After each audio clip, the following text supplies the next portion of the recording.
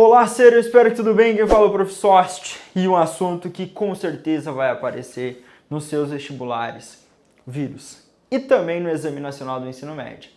Quando nós pensamos nos vírus, uma das características que eu gostaria de abordar com vocês é pensar na estrutura geral e depois, num próximo encontro, nós trabalharmos as viroses, que são as doenças causadas por vírus. Quando nós pensamos em vírus, do latim significa veneno. Então era uma coisa não muito legal, obviamente. Mas a prova vai cobrar de vocês quais são as características gerais dessas estruturas biológicas, que alguns autores chamam de uma vida emprestada. Você vai falar, por que, Soch? Se eu pensar no vírus, esse é acelular. Quando nós pensamos em seres vivos, segundo a teoria celular, todo ser vivo era formado por célula. E aí, a partir dos anos 1800, nós começamos a tentar imaginar a presença de coisas que talvez não tinham ou não eram formadas por células. Só em 1900 e bolinhas a gente vai reconhecer os famosos seres chamados de vírus. Então nós percebemos que esses não apresentam células. Então, a primeira informação pertinente para a nossa prova é que eles são acelulares. Como eles são acelulares, eles também são ametabólicos. E essa palavrinha, ametabólico, vai ser traduzido para você como uma estrutura sem um metabolismo. Então, o vírus é uma estrutura e ele não apresenta um metabolismo próprio e também não apresenta células. Então, acelular, ametabólico. Você vai falar, mas é vivo, Soch? Não é vivo? E eu vou tentar esclarecer. Uma parte da comunidade científica vai dizer para nós, olha, o vírus tem característica de um ser vivo, pois ele se reproduz, ele tem material genético, ele sofre alterações nesse material genético, que seriam as mutações, então ele pode ser considerado um ser vivo.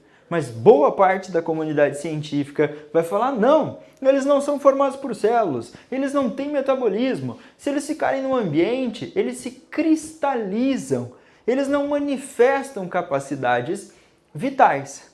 Então uma boa parte da comunidade científica vai falar, olha, os vírus não são vivos.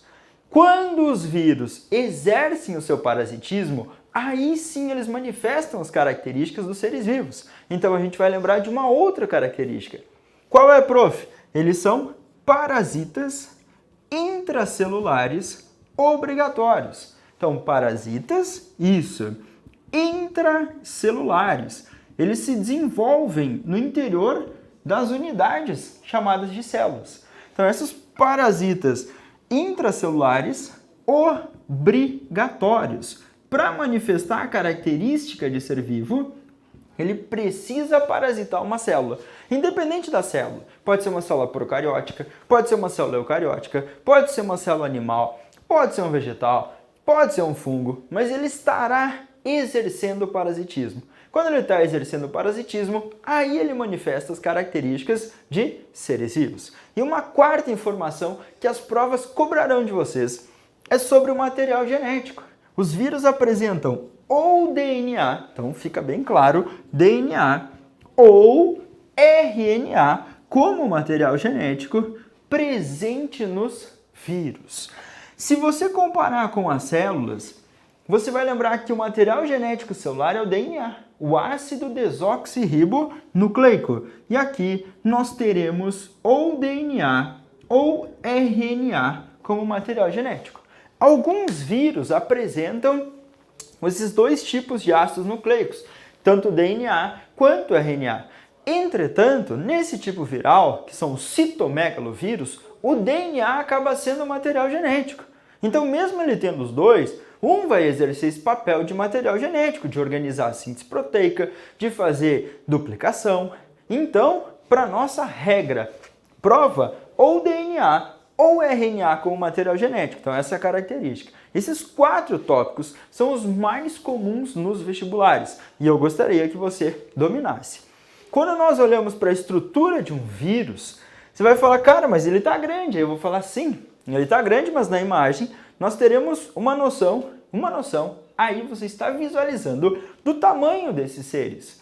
Olha lá, 24 nanômetros, 30 nanômetros, 90 nanômetros. Então, um tamanho muito, mas muito reduzido. Um nanômetro é 10 na menos 9 em relação ao metro. Nós temos aqui na imagem uma comparação da bactéria. Mostrei na seta para você a Escherichia coli. Mostrei na seta para você a hemácia humana. Olha a diferença de tamanho. Esses vírus são muito, mas muito pequenos. Então eles têm um tamanho muito reduzido. Nós teremos algumas exceções que foram descobertas recentemente. Os mimivírus. Mime de mimetizam um micróbio. Vírus. Então, mimivírus. E os pandora-vírus, que também foram descobertos, dado uma nomenclatura nos anos de 2013, para vírus de um tamanho maior que o habitual. Constantemente, a comunidade científica descobre novos vírus, novas estratégias, tamanhos diferentes, parasitas diferentes. Então, esse é um mundo microbiológico muito extenso. Para a nossa avaliação, a estrutura vai aparecer mais ou menos assim. A prova vai falar para você que o vírus é basicamente um material genético envolto por proteínas. Então nós teremos alguns destaques. Aqui comigo nós conseguimos identificar o capsídeo. O capsídeo é uma estrutura proteica formada por inúmeras unidades chamadas de capsômeros. Então esses capsômeros são pequenas unidades que formam o capsídeo. Olha só na figura. Se nós analisarmos o capsídeo, toda essa estrutura em azul, formada por essas unidades chamadas de capsômeros, são unidades ou proteínas. Então essas proteínas, elas estão envolvendo um material genético. Olha o capsômero e o ácido nucleico lá no seu interior. Então ele está bem protegido. O foco é esse ácido nucleico. É ele que vai organizar a síntese de proteína e permitir a reprodução desses vírus. Quando nós analisamos o capsídeo aqui, protegendo um material genético, que pode ser ou o DNA ou o RNA. Então a gente tem essas estratégias e daqui a pouco a gente analisa a capacidade de multiplicação desses seres. Ainda, alguns vírus são chamados de envelopados. Então eles podem apresentar uma estrutura que é um envelope. Você vai falar, opa, envelope. Os vírus envelopados, eles vão apresentar essa estrutura externa. E essa estrutura externa, o envelope, ela tem origem a partir da célula hospedeira. Então o vírus da gripe, o vírus HIV, os coronavírus, eles são envelopados. Externamente ao capsídeo, existe um envoltório que geralmente é lipoproteico, porque ele vai imitar a estrutura da membrana plasmática da célula hospedeira. Então eu vou chamar os vírus de envelopados quando apresentam essa estrutura e vírus não envelopados quando não apresentam a estrutura. Independente de ter ou não o envelope, eles expressam, eles apresentam, possuem proteínas no capsídeo. E essas proteínas podem aparecer também lá no envelope. Então existem proteínas, existem fosfolipídios que foram da membrana da célula hospedeira e próprias do vírus. Duas eu gostaria de destaque, uma tal de hemaglutinina e uma tal de neuraminidase. Você já ouviu falar em H1N1? Você já ouviu falar em H5N1? Então são algumas variedades de influenza vírus, o famoso vírus da gripe.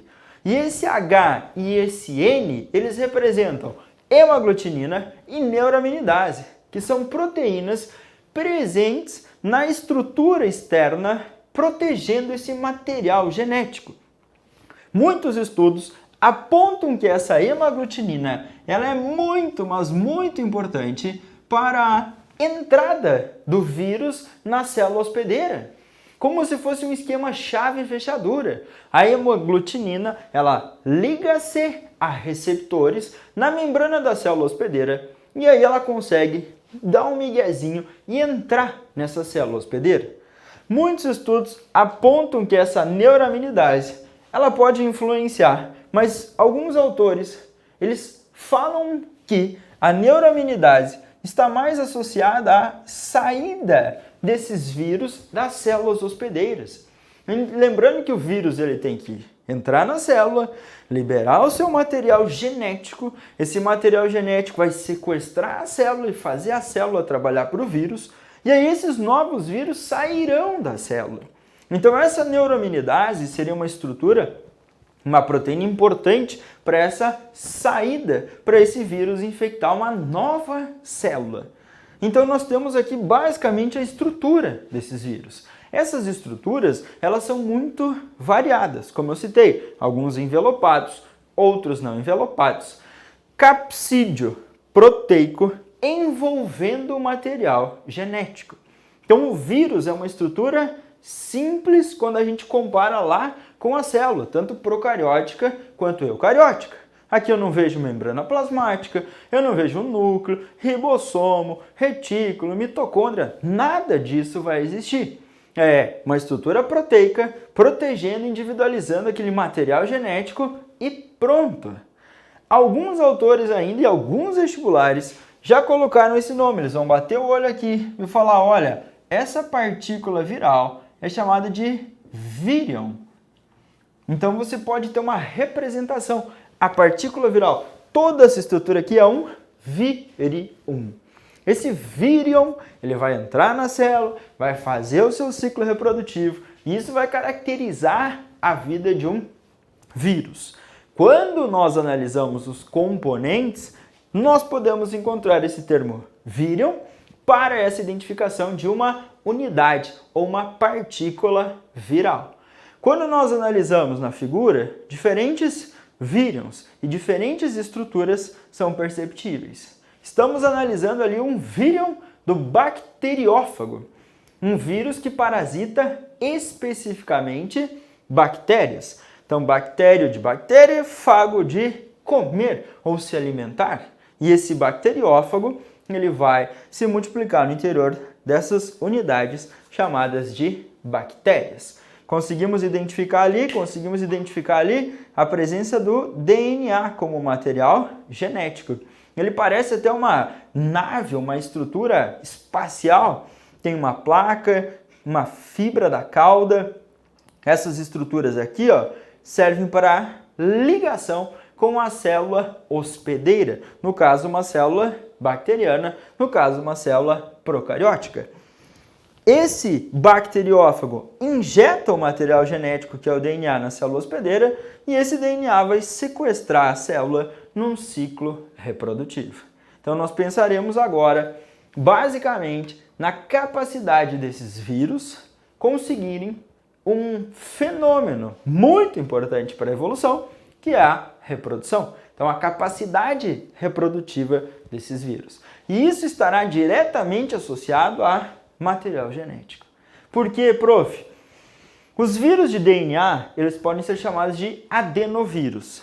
E os vírus de RNA, eles podem ser chamados de ribovírus. Quando nós pensamos no adenovírus, um dos mais famosos é o bacteriófago. E a gente vai analisar uma capacidade reprodutiva desse vírus. Só que aí nós teremos alguns detalhes e eu gostaria que você fizesse a anotação para dois nomes importantes no ciclo reprodutivo do vírus. Porque existe um ciclo reprodutivo chamado de ciclo lítico e um ciclo reprodutivo chamado de lisogênico. Quando nós pensamos num ciclo lítico e num ciclo lisogênico, vamos separar esses termos. Lítico e lisogênico. Nesse ciclo lítico, nós teremos o rompimento das células parasitadas. E no ciclo lisogênico, eu não tenho o rompimento dessa célula parasitada. Quando nós pensamos nesses ciclos, na imagem nós acompanhamos a presença do bacteriófago. Esse fago, ele vai se aderir à célula hospedeira, passo de número 1, que você está vendo na imagem, ele injeta esse material genético na célula hospedeira. Muito bem. Quando nós pensamos nessa injeção de material, esse material colocado ali, ele começa a expressar algumas enzimas e proteínas que reduzem a atividade daquele DNA bacteriano. E aí o DNA do vírus assume esse comando e no passo de número 3, nós conseguimos visualizar a síntese de proteínas virais de novas estruturas virais. E ali acontece uma reprodução que nós chamamos de montagem.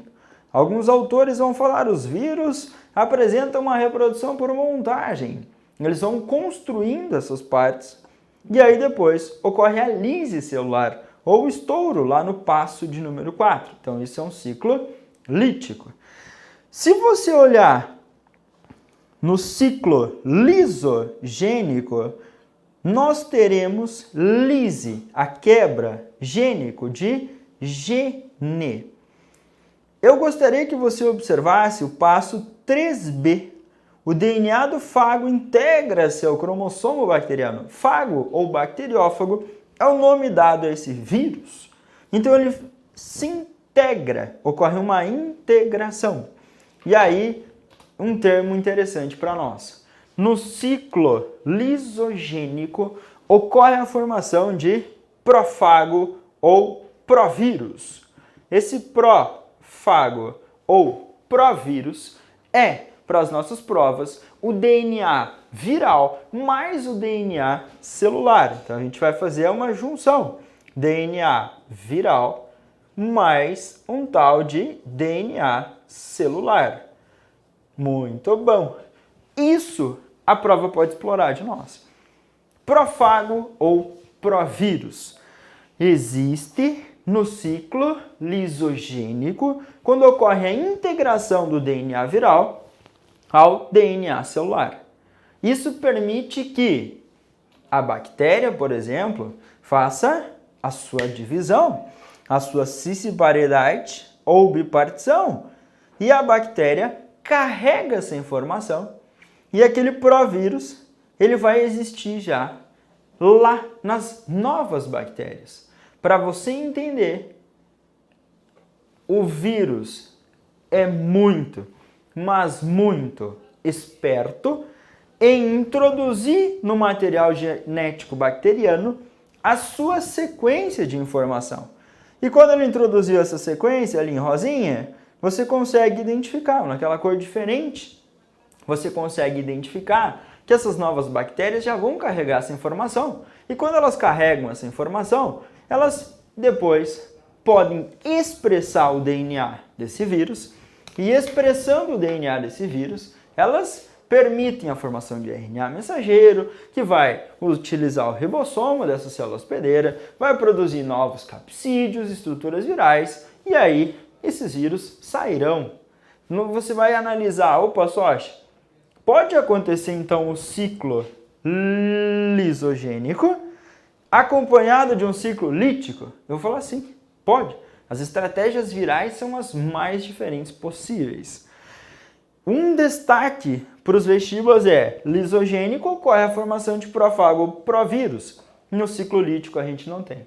No ciclo lítico o que caracteriza é a lise celular, ou seja, lise é a quebra, é a destruição da célula hospedeira.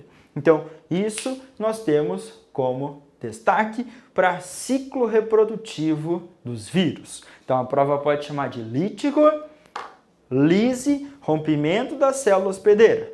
Lisogênico, nós temos a formação de provírus ou profago, que é a fusão do material genético viral com o material genético da célula hospedeira. Então, isso pode acontecer em diferentes tipos virais. Na sequência reprodutiva, nós analisaremos ainda os vírus de RNA, observe aqui. Nos vírus de RNA, nós analisaremos 3 situações. O anterior, o bacteriófago, é um vírus de DNA. Então ele é um adenovírus. Ele consegue injetar o material genético nas bactérias, na célula parasitada, ou seja, na célula hospedeira, e aquele DNA sequestra a célula, como a gente viu, e aí ocorre a formação de novos vírions, as partículas virais. Depois ele vai romper a célula no ciclo lítico. Nos vírus de RNA, que nós podemos chamar de ribovírus, nós teremos 3 situações marcantes. Os vírus de RNA eles podem ser chamados de RNA cadeia positiva, cadeia negativa e vírus como o retrovírus. Quando nós pensamos num vírus de RNA cadeia positiva, SOST, então isso é uma parte mais aprofundada nos vexibas. Então esse vírus ele tem uma sequência e essa sequência é o seu RNA. Esse RNA mensageiro na cadeia positiva, ele é funcional. E esse RNA, ele já tem a capacidade de organizar a síntese proteica. Então, por exemplo, o vírus da dengue é um vírus de RNA cadeia positiva. O mosquito Aedes aegypti transmite o vírus através da picada, então a saliva contém os vírions, as partículas virais.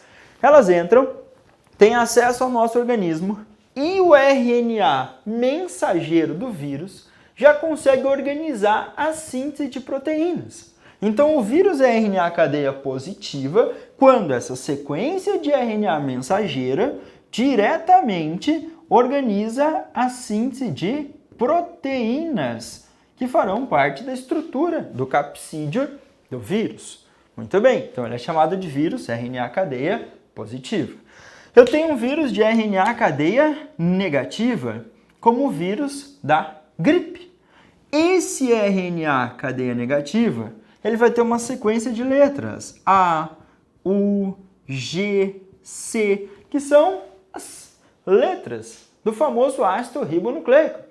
Agora, para organizar a síntese de proteínas, ele precisa de uma cadeia complementar. Então, onde tem adenina, liga a uracila, onde tem uracila, liga a adenina, guanina, citosina, citosina, guanina. Essa cadeia é complementar. Então, essa cadeia complementar é o RNA mensageiro funcional. Então, se o vírus de RNA necessita de uma cadeia complementar para organizar a síntese proteica, aí sim ele é um vírus chamado de cadeia negativa. Então, essa sequência complementar organiza a construção ou a produção das proteínas. Então, bem claro, cadeia positiva, próprio RNA mensageiro já contém informação para organizar a síntese proteica. Negativa, ele necessita de uma sequência complementar para organizar a síntese de proteínas. E os mais famosos nos vexibas são os retrovírus, como o vírus HIV, por exemplo. O vírus causador da síndrome da imunodeficiência adquirida, AIDS. Quando nós pensamos num retrovírus, ele é um vírus de RNA, ácido ribonucleico, mas além do RNA, ele apresenta uma enzima chamada de transcriptase reversa. A transcriptase reversa, ela fará o processo de transcrição reversa. Você vai falar, opa, Sochi, o que é transcrição? Transcrição é quando o DNA passa informação para o RNA. Opa! A partir do DNA, sequência de letrinhas dele, eu consigo montar um RNA. Isso é transcrição. Agora, o que é transcrição reversa? É quando você tem uma sequência de RNA.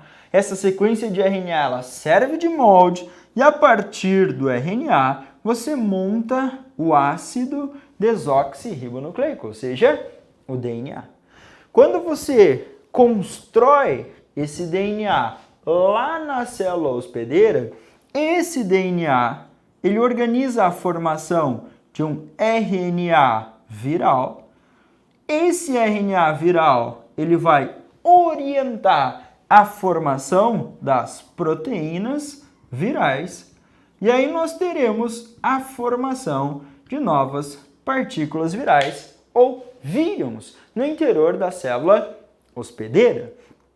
Lembrando que o vírus de DNA fazia lá, o bacteriófago, um ciclo chamado lisogênico, porque ele conseguia realizar a formação de provírus ou prófago. Quando nós temos a formação desse DNA aqui, nós conseguimos analisar que o vírus consegue colocar esse DNA viral lá no DNA das nossas células. Então, o indivíduo portador do HIV, esse indivíduo, ele tem um vírus que se multiplica no interior dos linfócitos, que são células de defesa. E aí, o DNA do vírus, ele também consegue uma ligação com o DNA das células hospedeiras. Então, nós vamos pensar assim: a transcriptase reversa é a enzima importante para transcrever, ou seja, ao contrário, transcrever ao contrário, pegar o RNA e construir um DNA. Muito bem. Esse DNA é um DNA viral, e ele consegue se fundir com o DNA do núcleo das células. Beleza? Então eu tenho a formação de provírus ou prófago. Tem uma enzima chamada integrase ou a DNA ligase que garante essa união. E aí, prof, quando os linfócitos realizarem mitose, as novas células produzidas, elas já contêm a informação do vírus para a construção de novas partículas virais ou vírus dos portadores do HIV. Então, esse retrovírus é bastante lembrado ou citado nos vestibas. Vamos para as figurinhas e nas figurinhas a gente viaja um pouco. Quando nós analisamos um vírus, você vai analisar vírus de RNA, capsídeo, tem uma palavrinha ali, adsorção, que é a capacidade desse vírus ser reconhecido pela célula hospedeira. Foi reconhecido, ele vai entrar na célula, desnudamento, está escrito ali, e esse desnudamento é a retirada do capsídeo, ele vai ser liberto o material genético e ele vai acabar sequestrando essa célula. Aí depende se é RNA positiva, RNA negativa. Quando o RNA é cadeia positiva, nós teremos esse próprio RNA organizando a síntese de proteína. Está aqui o RNA e ele está organizando a construção dessas proteínas. Cadeia negativa. Opa, eu preciso montar uma sequência complementar. Quando eu montei essa sequência complementar, aí eu organizo a síntese de proteínas. Muito bem. Essa é uma análise que nós realizamos. Quando eu penso num vírus que é feito de RNA, e esse vírus tem uma transcriptase reversa. Então, ele é de RNA, muito bem, um ribovírus. Tem transcriptase reversa? Sim, então ele é um retrovírus. Tem vestibular que fala, para ser um retrovírus, ele necessita apenas de RNA como material genético? Não, nem todo vírus de RNA apresenta transcriptase reversa, como você está vendo aqui na imagem. Desnudamento. Liberou esse material genético. Ocorre a formação de DNA a partir do RNA. Produziu o DNA viral. A transcriptase foi a enzima que permitiu isso. Uma enzima chamada ligase, integrase. Elas vão permitir a fusão desse DNA, formando o provírus.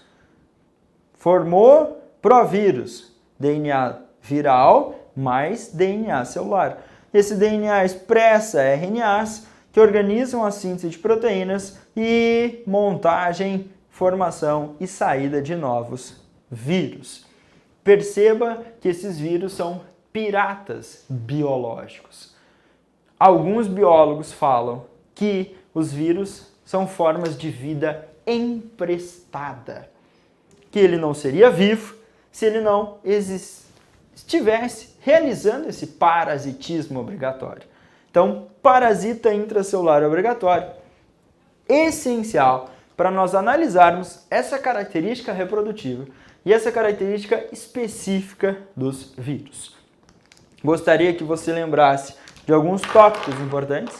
Quais são eles? Acelular, ametabólico, parasita intracelular obrigatório, DNA ou RNA como material genético. Esses parasitas biológicos, quando de RNA, cadeia positiva, aquela mesma sequência de RNA organiza a síntese proteica. Negativa, eu tenho que construir uma cadeia complementar que orienta a síntese proteica. E vírus, retrovírus. Vírus de RNA que apresenta transcriptase reversa como forma de eu pegar essa sequência de RNA, construir o DNA e depois organizar a síntese proteica. Vamos analisar duas questões para a gente fixar algumas características. A primeira questão foi da Universidade Estadual do Oeste do Paraná, UniOeste. Existem milhares de vírus até agora desconhecidos para a ciência nas águas residuais da América do Norte, Europa e África. No estudo publicado na revista da Sociedade Americana de Microbiologia, a equipe de investigadores fez a descoberta liderada por Michael Joe Bloch, biólogo da Universidade de Michigan. Admite muitos que deles podem desempenhar algum papel para a saúde humana, não necessariamente nefasto.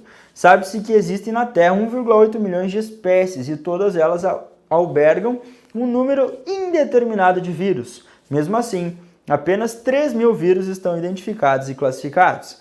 Considerando o conhecimento atual sobre esses organismos, pode-se afirmar que os vírus são unicelulares? São unicelulares? Não, os vírus são acelulares. Eles não são formados por célula e não estão em nenhum dos 5 reinos dos seres vivos. Letra A, equivocada. Retrovírus infectam somente células vegetais? Raramente. Nas células vegetais, nós temos uma regra que é mais ou menos assim. Os vírus que infectam as células vegetais, praticamente eles são de RNA. Praticamente porque já foram descobertos alguns de DNA. Praticamente. Mas eles não têm transcriptase reversa, geralmente. Alguns autores acreditam que possa existir, mas isso não é nada claro para nós. Então, retrovírus infectam somente células vegetais? Ei, você lembrou do HIV AIDS, então isso somente está equivocado, porque o vírus da AIDS é um retrovírus e infecta especificamente células humanas. É uma outra coisinha que eu gostaria que você anotasse aí. Especificidade viral. Aquela H, hemaglutinina, N, neuraminidase, reconhecimento e saída, como se fosse chave e fechadura. Você vai ter a especificidade desse vírus. O HIV infecta somente linfócitos TCD4. H1N1, vírus da gripe, ataca células do epitélio do sistema respiratório. Especificidade. Hepatite, vírus atacando células do fígado, hepatos. Então nós teremos uma especificidade. São raros os vírus que não têm especificidade. Você falou só, mas o coronavírus levantou-se a hipótese dele nas serpentes, em comida marinha, nos morcegos, no pangolim, numa galera. Então está sendo mapeado para ter certeza da origem. A hipótese mais presente por enquanto do coronavírus é de origem a partir de morcegos. Uma aproximação. Em um próximo encontro falaremos sobre isso. Essa especificidade, ela é bem importante evolutivamente, pois você tem uma restrição na capacidade de dispersão desses vírus ou de multiplicação deles.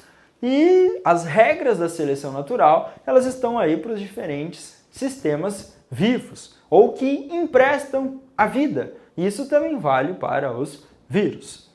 Quando nós vamos para a letra C, não apresentam material genético próprio? Mentira, porque eles apresentam ou DNA ou RNA. Então, equivocada. D de dado, pertencem ao reino Monera.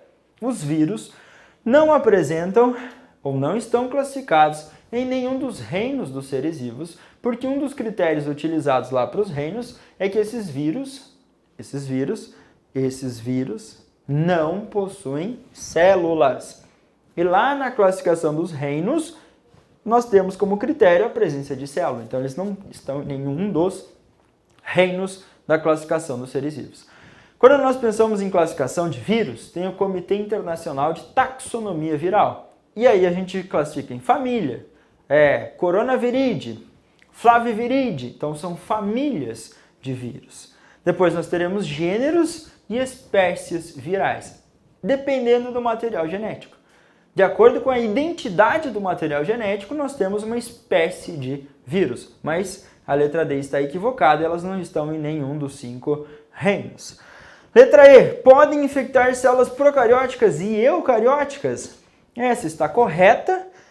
Bacteriófago parasitava células bacterianas, são células procarióticas. Vírus da gripe, HIV e muitos outros infectam células e essas são eucarióticas. Essa foi a nossa dica, foi a nossa aula de vírus. Gostaria muito dessas lembranças para facilitar a sua vida nas provas que você vai prestar. Se você gostou, deixe seu like. Se não é inscrito, se inscreva. Um abraço e bom estudo a todos.